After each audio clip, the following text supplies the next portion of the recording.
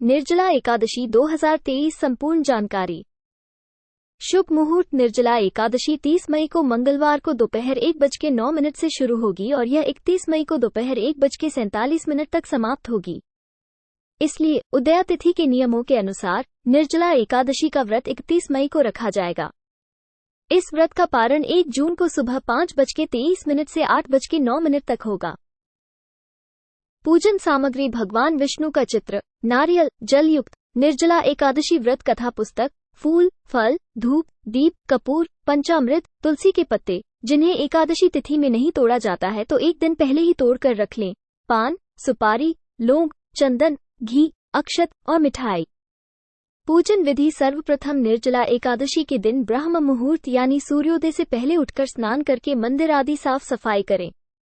उसके बाद पीले वस्त्र पहनकर भगवान विष्णु पर फूल, पंचामृत और तुलसी का पत्ता अर्पित करें और फिर भगवान को सात्विक चीजों का भोग लगाएं। निर्जला एकादशी व्रत कथा का पाठ आरंभ करें। पाठ समापन के बाद भगवान विष्णु की विधि पूर्वक आरती करें। अंत में आरती करके प्रसाद वितरण करें। इसी तरह शाम को पुनः भगवान विष्णु की पूजा करें और रात में भजन कीर्तन करते हुए जमीन पर विश्राम करें। फिर अगले दिन सुबह उठकर स्नान आदि करें। इसके बाद ब्राह्मणों को आमंत्रित करके भोजन कराएं और उन्हें अपने अनुसार भेदें।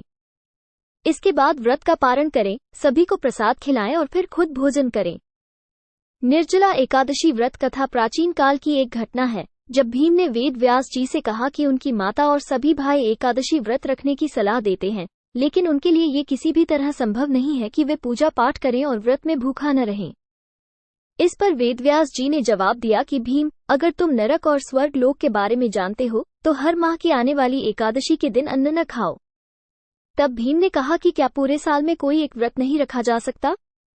हर माह व्रत करना संभव नहीं है क्योंकि उन्हें भूख बहुत लगती है।